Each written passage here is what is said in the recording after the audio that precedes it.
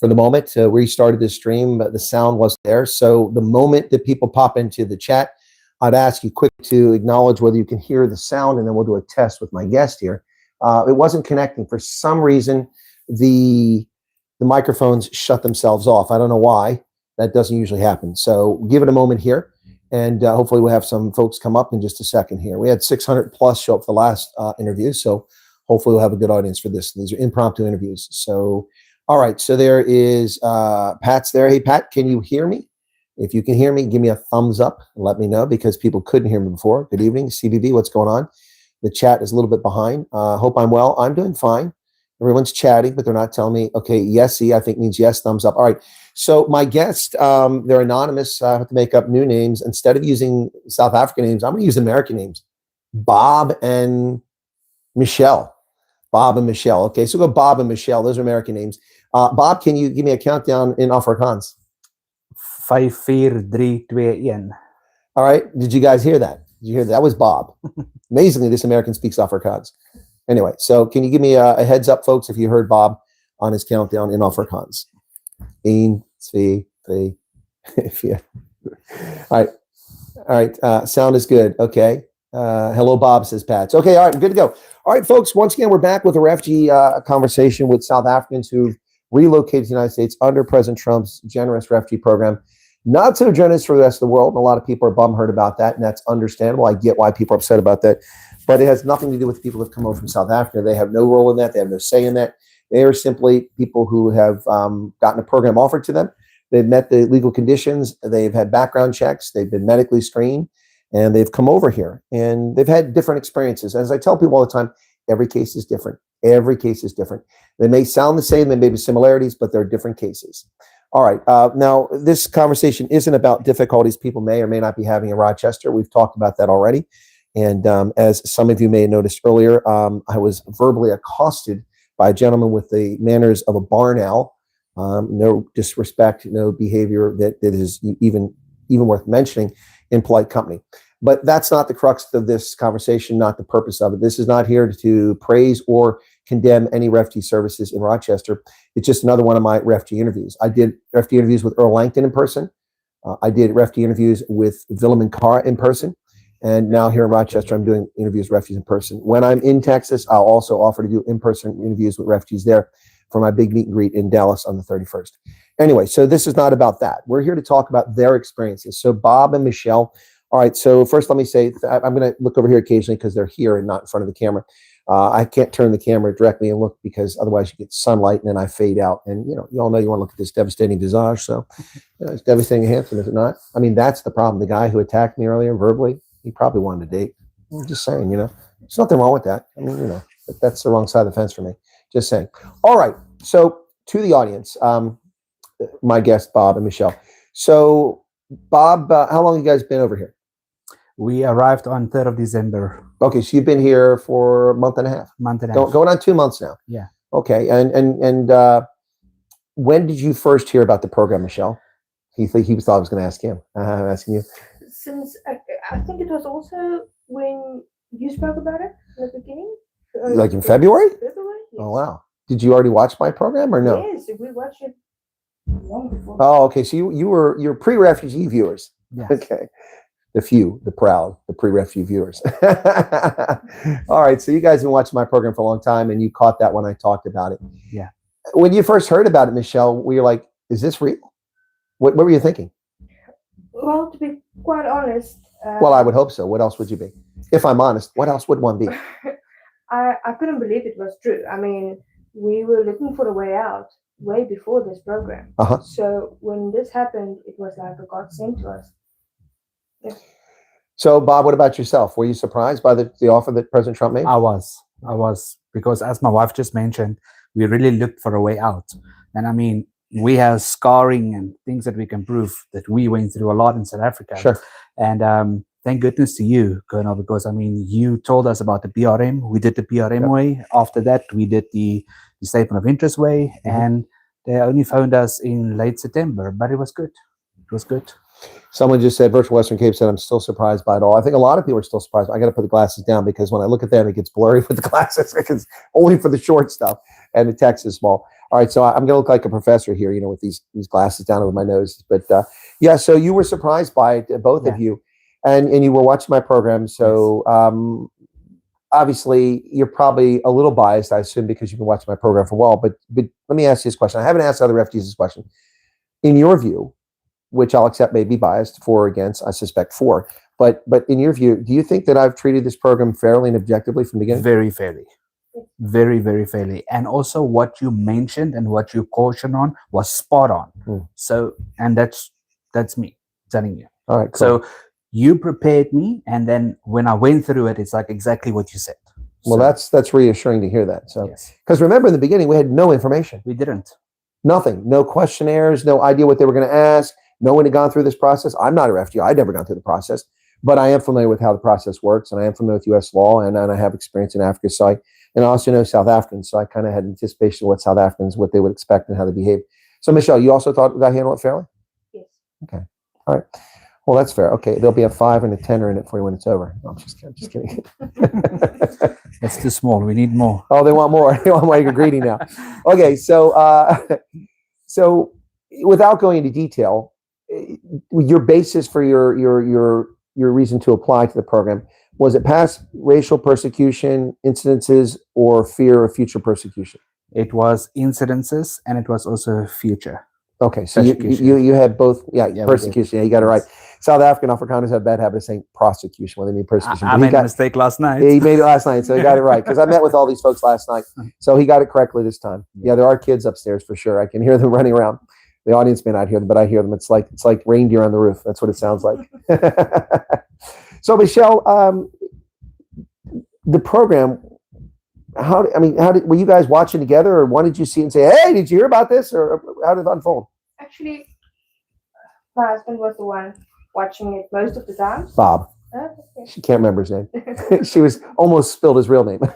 Yeah, and then he would have called me. I would have came, watch it with him, and we figured it out together. To be honest. Okay. Right. So you guys, I'll get more back to coming over in the program. Well, actually, just do it now. Let's just get it out of the way.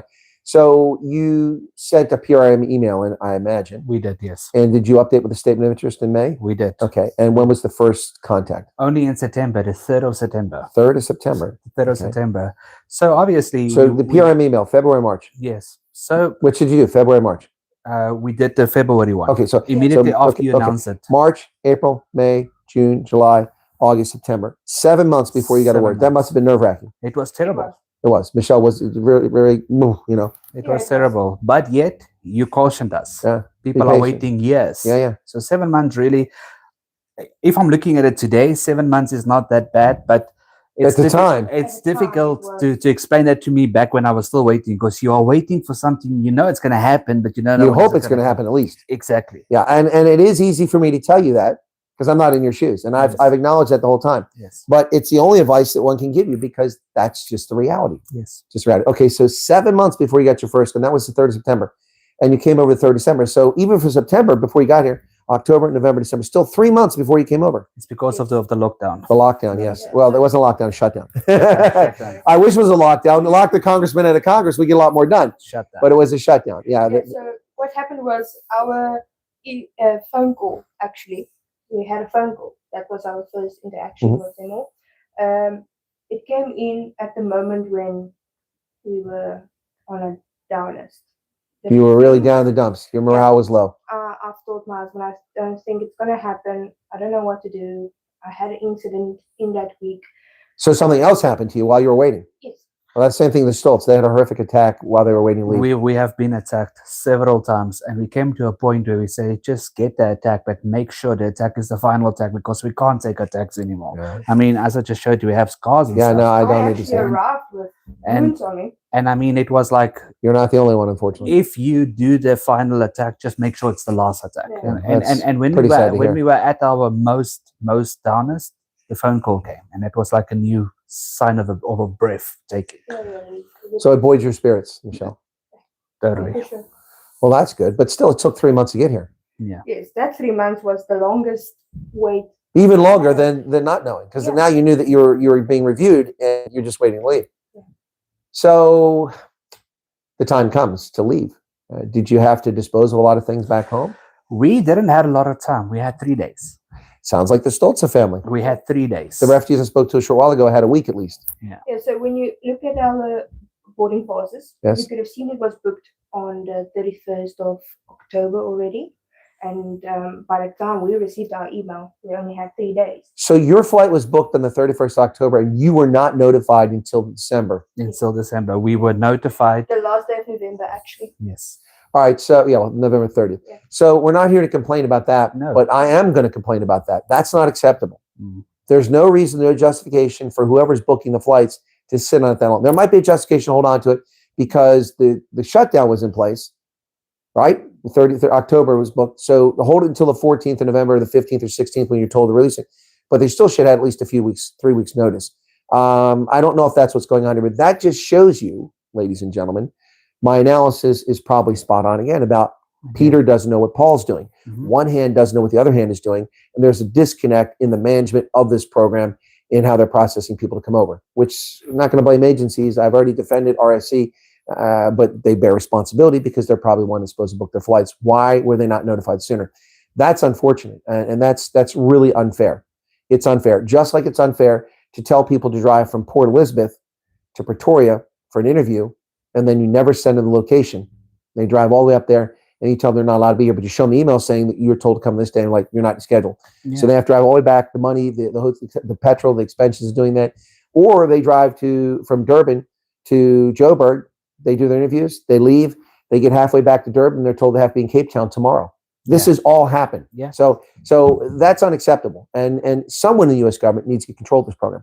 And Church World Services, not to castigate you, but RSC works for you. And they're working their tail off, and they're working 7 days a week, and appreciate that. But these are unacceptable failures. Mm. And ultimately, it's the U.S. government's fault.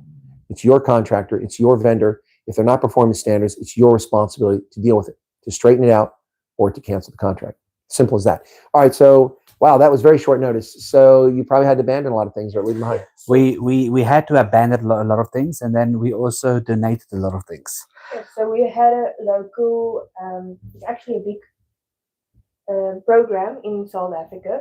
But Organization. Organization. And the nearest one was about 40 minutes drive from us. We did call them, told them they can come and pick up everything they can grab. They came with 2 buckies, And they filled them up. filled it up, took what they could, and then we told the family they can get a rest. Just take it. Yep. No, So you came with virtually nothing. Nothing. we only grabbed a little bit of clothing, our Bibles, as I said, and that's it, and a few photos. And you wound up in Rochester, where it's cold. Yeah, so we are not used to cold. Well, yeah, I don't think people in Rochester are used to this cold. I like the cold, but this is cold today. That wasn't the only loophole we went through. From where we applied, where we were supposed to fly from, Johannesburg was so close to us. It was like They made you go from Cape Town. they made us went to Cape Town. I had to drive to Cape Town, a whole 15-hour drive, and then take the 17-hour flight.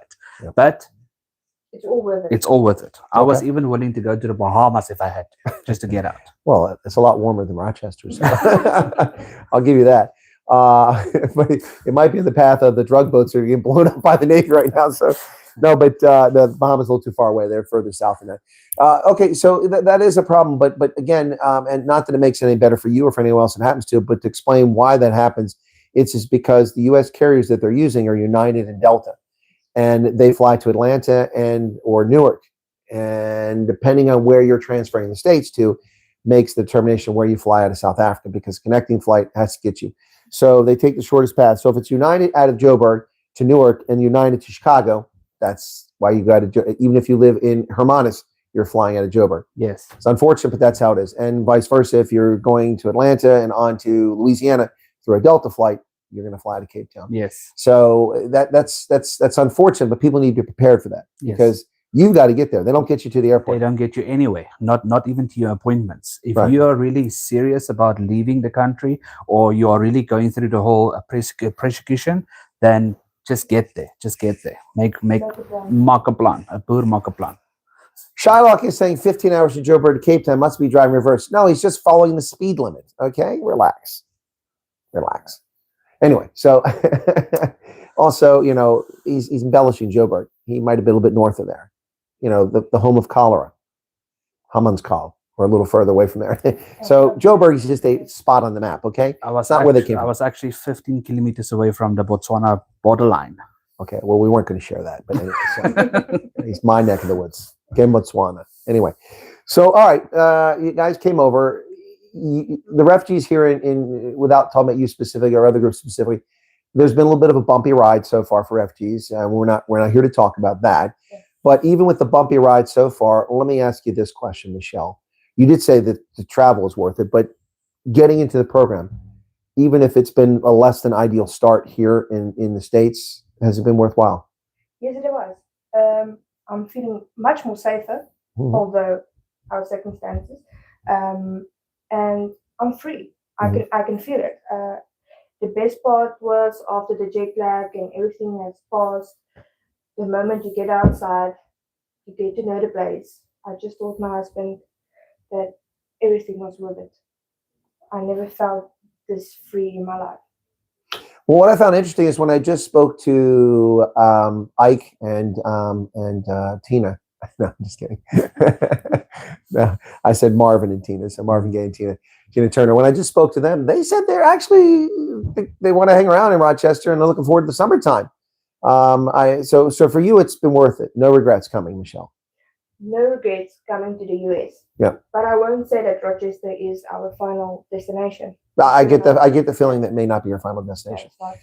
So Bob, what about you? Any regrets leaving South Africa? Not at all. Not at all. I'm so grateful and I'm thankful. And thank you, Colonel, to you and to taxpayers. It's helping us to be here. So, it's a person coming to America that has regrets of South Africa didn't really go through what we went through. So we are so grateful. So have you talked, because you've been here a little bit of time now, have you talked to just regular Americans anywhere in a store or something like that? And do any of them ask you where you're from? Yes, I do. In fact, I've got a few silly stories. Anecdotal stories. Families, yes, okay. Because, for example, we had a close conversation with some of the people at the DHSS. And Department of Health and Human Services. Yeah, so they think we have this wonderful accent. I'm trying my best. And when I was standing in line and the lady asked me, "From where am I?" And I told her I'm from South Africa. And the whole line just got... But you're not black. They were all like, yes, it came up a few times. And they were so just happy for us. And they couldn't understand it. One lady told me that she never knew that South Africans had whites. So yeah, lots of them. It was quite... I've got a few where people are very nice to us, especially when they found out we're from South Africa, welcomes us. So yes, we've got a good experience with them. So you're finding Americans to be friendly? Yes. Okay. Are they a little too nosy, too friendly? They ask too many questions? A few, but not all of them. Okay. So what about you, Bob? Same experience with Americans? Exactly the same. I find Americans to be very friendly, and especially if they know that we are not from America. Yeah, you didn't meet the guy that I saw earlier today. No. we didn't have any F-bombs yet thrown at us. Not yet. I did. And you're only here one day? Yeah, exactly. Welcome to Rochester. No, but my experience has been pretty good here too with the people I've met, especially refugees. And it's not just South Africans I met. I met Afghans and I met others who are here in the area who've come here. So, and apparently about 1,100 refugees on average come to Rochester every year. Okay. Yeah, so there's a lot of different cultures here, a lot of different refugees. But yes, the Americans, they're very helpful when they find out you're not from here. Okay. Very kind. And we had to learn very quick. It's not just come in and settle in and you are fine. Obviously not. It's a fire hose. You need to learn how the Americans work. You need to learn how the systems work. So if you do not come with the right mindset, you're going to struggle. Yes. For sure. Well, for my last interview with Skalk and Emma, I'm amazed I can remember the names I made up for these people.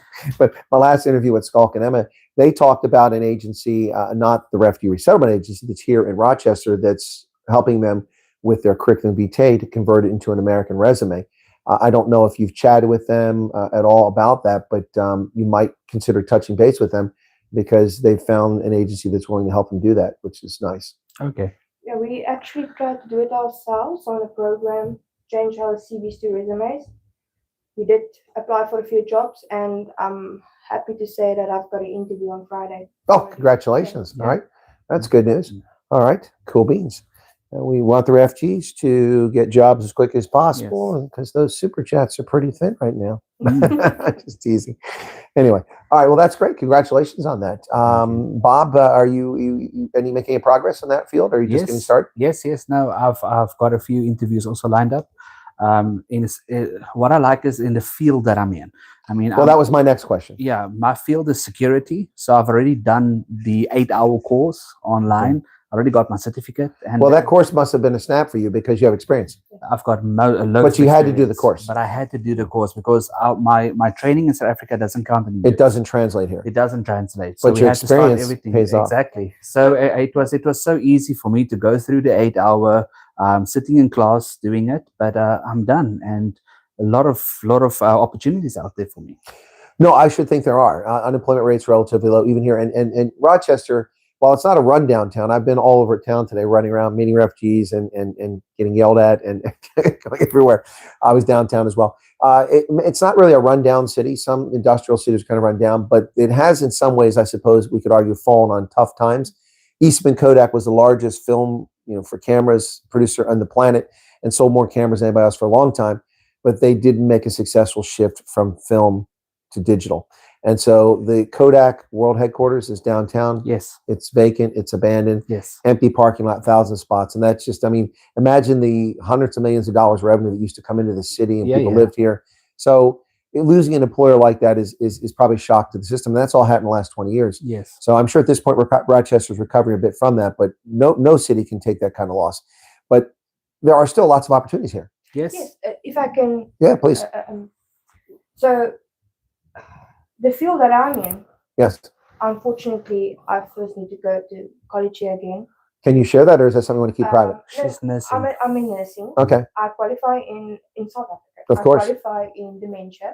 Okay. And unfortunately, the courses I've done doesn't mean anything here, actually, just a little bit of knowledge that I have. So do you need to go to a community college or to a full-on 4-year university? I need to apply again for a program that can...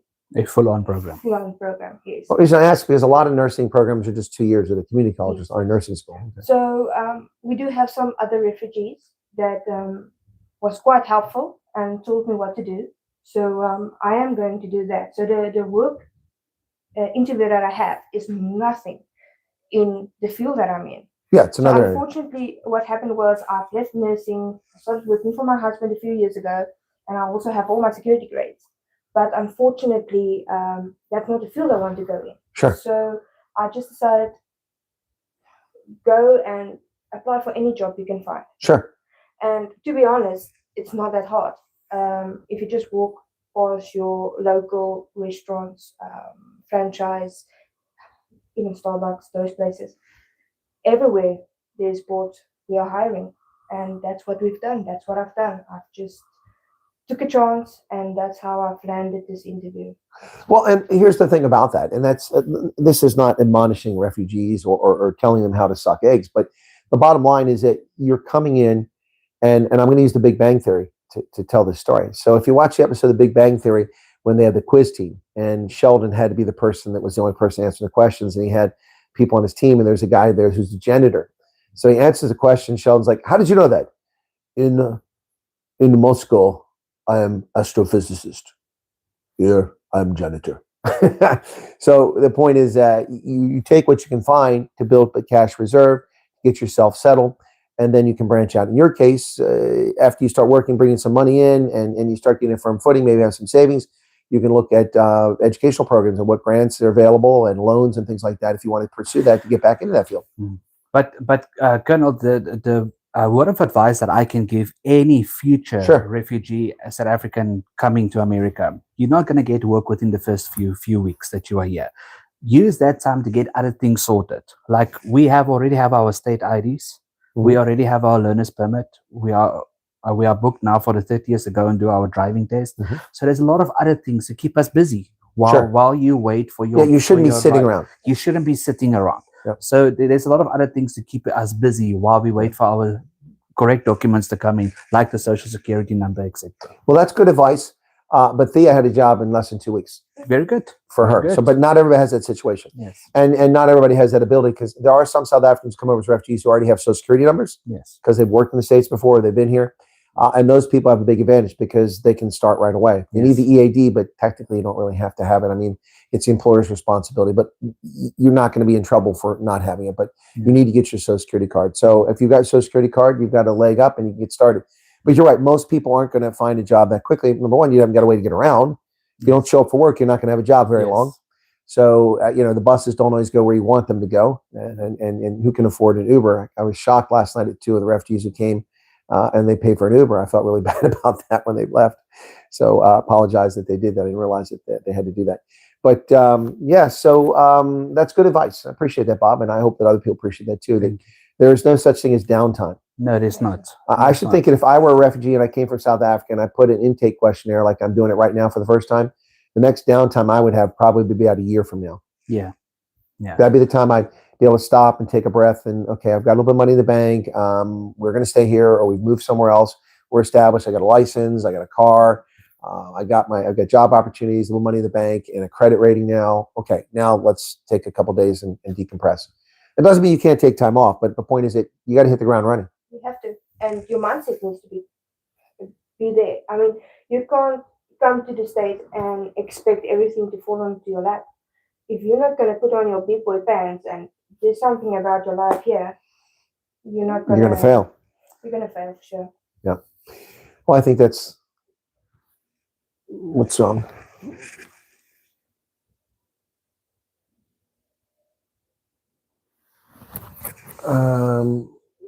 This whole stream started with claims that weren't being helped here in the US, and it seems like they are. No, that's not how this stream started. You're thinking of another stream. I said at the beginning, we're not going to talk about issues that people may or may not have had. I didn't say we're not. So that's not true, Karen. I don't know what you're talking about. That's not how the stream started. 27 minutes ago. I was very clear about that. This is talk about their experience, and obviously talk about their experience. We have to talk about some of the things, like do you have a social security card? Do you have an EAD? We talk about that. No. The issues that the South Africans are having, I relayed in a video last night, and I relayed in a live stream this morning without talking to South Africans. And it turns out that other refugees are having the same challenges. I will address those more going forward, but that's not the purpose of these interviews. I didn't come up here to broadcast sour grapes. So we're broadcasting people's experiences. All right. So you misunderstood something that was not stated. Bob, Michelle, did I say we're going to sit here and bitch about what your experience? I mean, no, you didn't, Colonel. We can sit here and bitch about everything, but I mean, I'm keeping it positive. And that's what we're talking about: getting our state's IDs, getting our driver's permits. We did it ourselves, not our agents. So there's a lot of negative that we can talk about, but we're keeping it positive. And the information we sharing here as future refugees coming here, and what they can expect to go and do, not just to sit and wait on documents. Get out there and do things for yourself. I just think we're talking more than enough about our negative exactly. So I think there is good in the program, and obviously we are experiencing the good of the US, and we do not want to speak about the challenges, the challenges that's going on, because it makes everybody negative. There's a lot of people still needing to come. We are trying to make a difference, and we want to show them that it's not just bad. Yeah, and when people being negative really ruins what can be an otherwise good experience. And the perfect case of this, and let's talk about me again, was today when I went and talked to that organization. I knocked on the door. It was a church. I had no idea what was going on in there, but I was told that that organization was there. It turns out they're not there anymore. They moved to the other location. But I walked in and there was a library there inside an old church and all these people helping people. And I was like, wow, sign says for refugees. I'm like, this is amazing. Talked to a Somali. I talked to an Afghan, and really nice. And the gentleman said, well, you should talk to our supervisor. I'm like, okay. So we walked down the street and ironically went to another place, which offers services, which I was going to go to. And since they're both close, I went to the church first. I went in there and I had a very interesting experience. There was only one person in the room that looked like me as a white guy. Everyone else was from other parts of the world, Asia and South Asia and Africa. And they were all there waiting for services and help. And that was interesting. Then the other guy came in and ruined a perfectly good experience. And I was going to give a very good nod to these people offering good stuff. So that's not the purpose of this conversation. Okay, that's for something else. Yes. So anyway, that's more like for the studio. Anyway, So the cold. What part of South Africa are you guys from? Which province? Northwest. Northwest. Oh, my neck of the woods. Okay, you did say you had to drive there. On the hotter side, so it's more. Yeah, more towards Northern Cape. Yeah. It's on the hotter side. So I'm from the Free State. Originally. And I'm used to cold. So when we moved to where we moved to, getting used to the winters there is like our summers in the Free State. So we never experienced cold. Until when we landed here, it was a -6 Celsius. Yes. Now Okay. I still had everything in It's okay, but it's important to make the distinction because -6 Fahrenheit is cold. -6 Celsius, no big deal. It's colder than that today, -6. It's actually according to our it was -11 this morning. Yeah. Yes. Plus wind chill. I was standing at 30 knot wind. Yeah. Santa doesn't like the wind chill. Anyway, that's why we put a windscreen on our sled. Yeah. All right. Well, so no regrets. You're glad you did it. I was talking earlier to Skalk and Emma, and the one thing that they kept talking about was freedom. And let me preface this before you answer it, okay?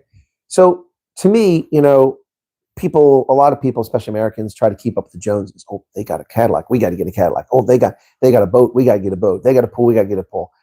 I'm not like that because that's not how I view money. I view money as part of freedom. What I mean by that is that if you have the money, you can go where you want, when you want, and do what you want. Yes. That's true freedom. Having the right to do that is one thing. Having the ability to do it's another. Yes. So not to focus too much on that, but so when they said they were free, I agree. I understand. I get that. They're not under the pump anymore. The persecution in South Africa and the fear and feeling like you're being attacked all the time because of who you are. So they feel free. I feel free, but I don't exactly have $250,000 to buy a Winnebago and travel all over the country and just stop wherever I want. So true freedom is the ability to do all that. So I'm not trying to kind of downplay what freedom is, but you guys, you feel free, right? Yes, we are. Okay. Yeah. The first night sleeping in America was a different sleep than sleeping in South Africa. Sleeping in South Africa, you sleep with your one eye open, basically open, and you can expect anything and anybody to stand next to you at any time during the night. When we slept, we actually slept, which was very good. So yes, a lot of freedom, Look, there is still some nights you check your windows, you check your doors. It's something that it was knitted into you in South Africa. Sure. And it takes time. It takes a process to get to a point where you feel like you don't need to check your windows, you don't need to check your doors. To be honest, when we had a Walmart delivery, I forgot about it. We left, came back, everything was standing at our porch, and nothing was missing. Yeah. It was about 2 or 3 hours later, and it was all still here. And I couldn't believe it, because in South Africa, if that must have happened in our area, it would have been gone. Yes. So it's just different types of freedom. Something we can't explain if you're not gonna go through it yourself. No, I think that's a fair point. It's not. Look, it's not that way everywhere. If you live in Chester, on the south side of Philadelphia, I wouldn't advise leaving things out on your porch. It would get swiped. And of course, famously in America, we've had this whole incidence of porch pirates who steal things. So, I mean, that happens in some neighborhoods. Look, always being objective and giving both sides of the story. America may be wonderful, but we also have places that aren't so ideal, aren't so nice. And so, the neighborhood you live in looks like it's about 100 years old. If I look at the buildings, they were probably built in the 1930s, so they're not the newest place. But I'm looking in your place; it looks serviceable. It may not be Johann Rupert's place, but it's and you don't sleep with the windows open at night. But that's because it's -10. I mean, it's not my home in South Africa. Yeah. But it's a beginning. So you had a nicer place in South Africa. Much. Much nicer. Yeah. Yes. So much bigger, much nicer. Yes. And you didn't share it with other refugees. No. So upstairs they have refugees, or downstairs or next door somewhere they've got refugees that they're sharing the same building as them. So I thought it's important to share that. Well, guys, what advice, Michelle, can you offer to people who, if they haven't put an intake questionnaire, they've never heard about this program, just discovering it, maybe advice for them, and then for those who've already done it, as far as patience or, Lily Funded Plus, I always give her credit. It's not her phrase, but I give her credit. Trust the process. Because I never use that phrase. Yes. But yeah. In fact, I'm gonna give it some tops there. I was a week and a half in, feeling down and out. A week and a half into what? Since you put the email in, or arriving here? Yeah. Okay. So it's since you arrived here. Okay. Yeah. So the whole process, my husband had a sentence that he kept on telling me, and I'm gonna say it in Afrikaans. He said, "Jy gaan okay wees. Ons gaan okay wees." And that word is like going on and on and on in my head every time I'm feeling down. Mm-hmm. And that's the most important thing, just to remember that it doesn't matter what you're going through. Trust the process. It is working. Mm-hmm. It's not your time. It's the program's time. And you will get there. So a week and a half in, I'm feeling down and out. I'm starting to isolate myself, question everything I've done, life decisions. And Lily from the class spoke to me actually, and then she told me again. She told me that just remember you're already here. Mm. There's a lot of people that's still praying and still waiting to be here. You are already here. Good point. And that perspective. Yes. Gave you a perspective. And that word meant so much to me. And the fact that my husband kept on telling me that I'm going to be okay. Everything was my first. It was my first flight. I never flew. You never flew in a plane before? Never. Well, why not go 17 hours for the first time? So that was one of my biggest fears.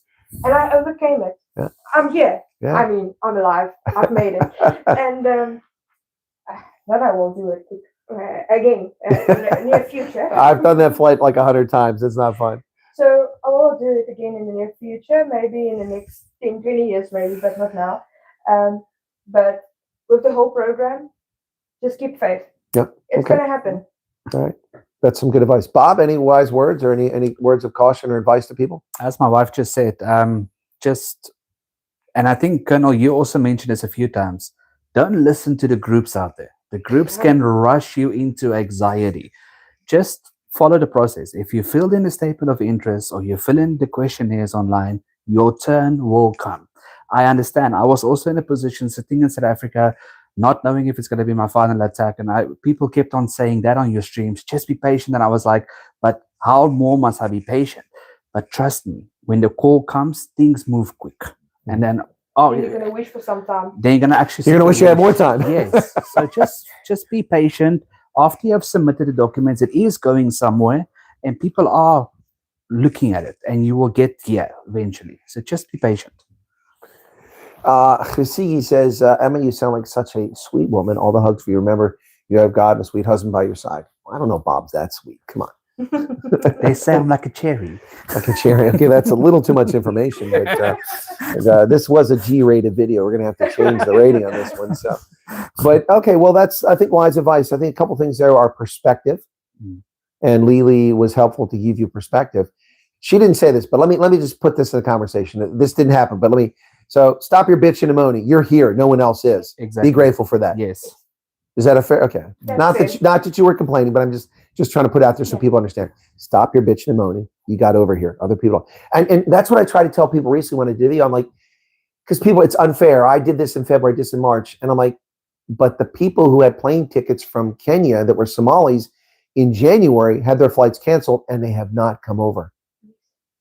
And they have no hope of coming over because President Trump has suspended those countries for the time being with no timeline about whether those other refugees will ever come over here again.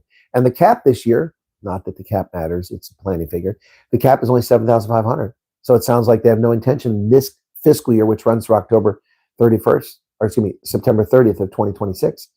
Anyone else is going to come to South Africa. So if you think it's unfair, put yourself in the shoes of those people. Yeah. That's perspective. So I think that was very good advice from her. I've been saying it too, but I mean, you know, it's sometimes people don't listen to it. Anyway, but it's good advice from a South African to a South African, and now you're sharing with more South Africans. And then so perspective is important, but also, Bob, I think another thing here is people need to frame their expectations. You lived in a much nicer and larger place when you were in South Africa. Yes. You probably lived a more comfortable life than you're living right now. Okay, but you weren't safe. Yeah, we were not safe. So my new phrase is, in South Africa, I lived a comfortable life, but wasn't safe. Now I'm living a grateful life, but I'm safe. Okay, that's a very good way to address it. I think that's well said. So, Bob, frame expectations, I think, is an important part of this, and I've tried to help people frame expectations. I mean, unless you're, you know, Rupert Rich or, you know, someone with lots of cash and resources comes over in the refugee program, you're not going to walk in and drive away in a Cadillac Escalade from a dealership. You're not going to get a 5-bedroom house on a country estate outside of Schenectady, New York. It's not going to work like that. You are starting at the bottom, and that may be unfortunate, but it's not unfair, because we devote a lot of resources to help refugees. Now, whether they get applied or not, that's a whole other story. We'll address that in different streams, but not here. So frame your expectations and the perspective that you have on it. I think those are wise words. Yeah, definitely. Cool. Let me see last comments or questions here. Mostly people are commenting, aren't too many questions. What's this? Can you rain the here? Huh? Oh, he's talking to Max. Can you hear the rain? Okay. Waiting for the tickets are much worse than waiting for your caller interviews, says somebody. Would you agree? That's true. Nerve-wracking. Nerve-wracking. You want to get rid of everything. You don't know how much time you have to get everything solved. You are thinking about 10,000 things. You still have family to greet. In our case, we only greeted our parents, and that's it. There wasn't time to tell anybody else, and quite frankly, it's no need to anybody else to know. Well, given the behavior of a lot of people in South Africa, it's probably not in your best interest. I last year, when the program first was announced, I had potential refugees that reached out to me. I don't know if they got the States yet. And the sibling of the husband told his employer that he applied for the program, and he was promptly fired. Yeah, so for us, we didn't say anything. We waited up until the last minute. And quite frankly, I think that was the best decision ever. All right, cool beans. All right, guys, that's anything else you'd like to add before we wrap up? Here's your chance. Just don't worry. I mean, for example, Rochester, we get in contact with everybody that's on their way, if they are on the same groups as our other groups that we are on. And there is support, moral support. So for the people that's coming to Rochester, you've got support this side. We are a big, nice, growing family. Yeah. And we're here for you. Yeah, sorry to interrupt there. Just Colonel, on the previous family that you just visited earlier today, there was somebody commented on the comments saying that they are also coming to Rochester and they'd like to be a part of the group.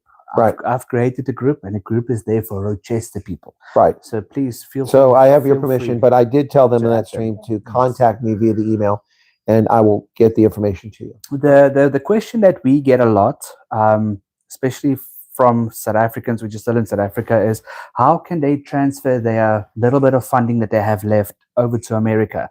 And what I always tell them from my point of view is, if you have an F&B account, open a global account, a dollar account. That's much easier, and you shift your money actually over quicker. And then if you are Capitec, there is an option on your Capitec to do so. Yes, so you can still use your normal I've been hearing that cards. Capitec is one of the best, especially when transfer funds. And bring spices.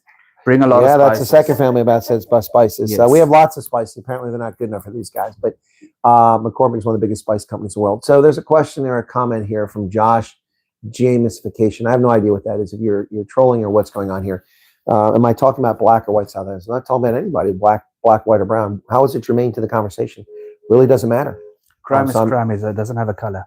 Yeah, maybe, yeah. But we're not talking about, we're not talking about colors. I don't. What's your fascination with color? I don't know if you're obsessed by it or whatever, but you're in the wrong conversation if that's what your focus is on. We focus on human beings. Yes. So just so that you know that. All right, that's going to do it from here, folks. Be sure to hit the like button if you haven't done it. Appreciate your time, and I don't know, this may be the last one I do before tonight. I'll let you know once I get settled. Again, I'd hope to bring you a good news story. I guess these interviews are pretty good news because people are adjusting well. But I found a refugee agency that's actually doing some great things in helping people here in Rochester. Unfortunately, that hasn't panned out for the interview, and that's fine. That's their prerogative. So we'll see you later. Thanks for being here. Hit the like button. 280 people here, just 201 likes. I think another 70 or 80 of you can push that like button. And thank you guys. Have a good night. God bless and be well. People in South Africa, I know it's late, but I'm not done. I plan to do 1 or 2 more broadcasts before the day is over. So if you're hanging around and you're up, get ready for more broadcasts. Cheers from Rochester, from Bob Seeger and Michelle. What's her name? The actress, Michelle Pfeiffer. Bob Seeger and Michelle Pfeiffer here in Rochester. And this is Chris. Cheers.